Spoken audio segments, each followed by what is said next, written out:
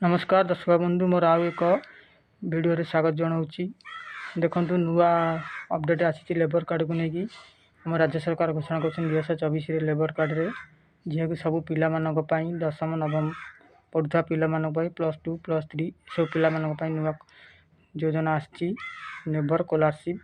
तेणुक आम राज्य सरकार घोषणा कर संगठन काम करुवा अनसंगठन काम करुवा श्रमिक मानकर पिला छुआ ए लेबर कार्ड 10,000 टଙ୍କା पाइपर। ता सहित आमर पेंशन स्कीम आमर नवीन सरकार बढ़ाई देखिए कि आखि आगे रिलेसन को रखिकी जो मान 60 वर्ष हो 500 टଙ୍କା प्रदान करा 1200 टଙ୍କା बढ़ाई दि जाएगी। आमर वीडियो को नुआ आसले चैनल को सब्सक्राइब करें, लाइक करेंगे।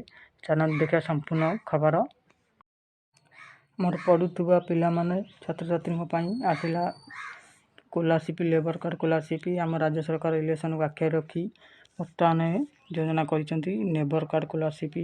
आपण मैंने जो मैंने नवम पढ़ते कि दशम +2 +3 पढ़ते पिला माने पकई पारे जे जनसेवा केन्द्र को जाए आपण मैंने तुरंत लेबर स्कॉलरशिप पकातु। आपण बैंक अकाउंट को पलि आसो 10,000 टଙ୍କା।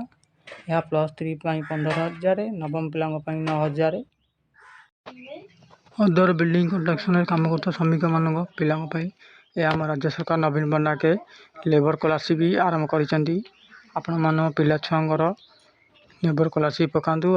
10,000 टଙ୍କା सहायता राशि प्रदान करेंगे आमर मुख्यमंत्री श्रीयुक्त नवीन पट्टनायक।